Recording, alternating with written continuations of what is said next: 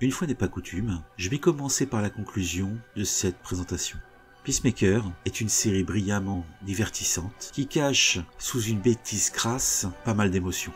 Elle repose sur un bon équilibre en critiquant des entités réelles telles le Ku Klux Klan et fictives telles l'Argus. Elle rend ses personnages attachants et nous présente une histoire divertissante qui ne laissera personne indifférent. À l'image de son générique, qui est vraiment atypique, Peacemaker est là pour nous amuser et pour arriver à cet objectif, elle fait globalement n'importe quoi. Au final, vous en resterez même à regarder le générique de fin pour pouvoir voir des courtes scènes post-génériques qui n'ont aucun intérêt et qui sont complètement débiles. J'ai véritablement apprécié de regarder cette série.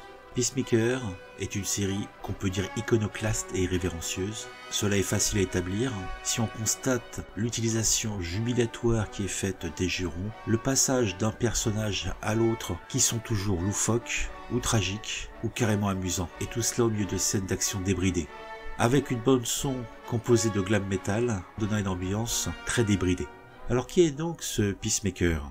C'est un anti-héros. Sa mission dans la vie, c'est de maintenir la paix, et cela, quel qu'en soit le prix. Si pour cela, il faut qu'il tue un nombre indéterminé d'hommes, de femmes et d'enfants, il le fera, car il veut parvenir à la paix. Ce Peacemaker n'a pas de super pouvoir, il est costaud, il a un corps de culturiste, et le personnage est incarné par John Cena. Et là, on peut constater qu'on le voit sous toutes les coutures, même certaines scènes, on le voit en sous-vêtements et même carrément nu. Il n'a pas de super pouvoir, il se contentera d'utiliser des pistolets, des armes à feu, des lance-missiles, tout ce qui pourrait lui tomber sous la main, et quelques petits gadgets high-tech conçus par son père, génie du mal, à la retraite. Cette série ne sort pas de nulle part, puisque ce personnage était dans la nouvelle version de Suicide Squad de DC Comics, qui est sortie en juillet 2021.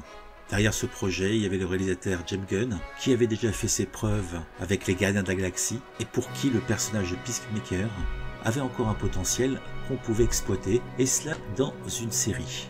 Ce qui explique que la série Peacemaker se déroule directement après le film The Suicide Squad. Ça peut être un plus d'avoir vu le film, mais ce n'est pas indispensable. En tout cas, cela te permet de mieux comprendre pourquoi notre héros, au début de cette série, se réveille dans un hôpital et est très étonné d'être encore vivant.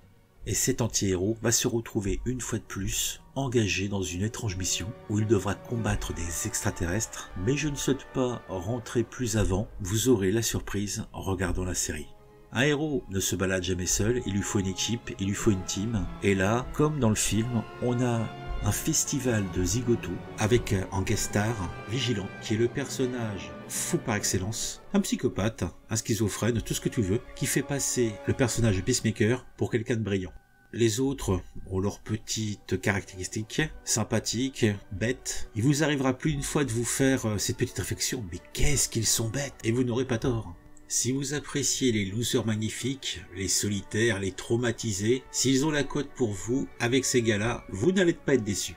Pour ce qui est de Peacemaker, il faut voir que c'est une parodie légèrement absurde de Captain America, et il ne déroge pas à la règle de ses petits camarades.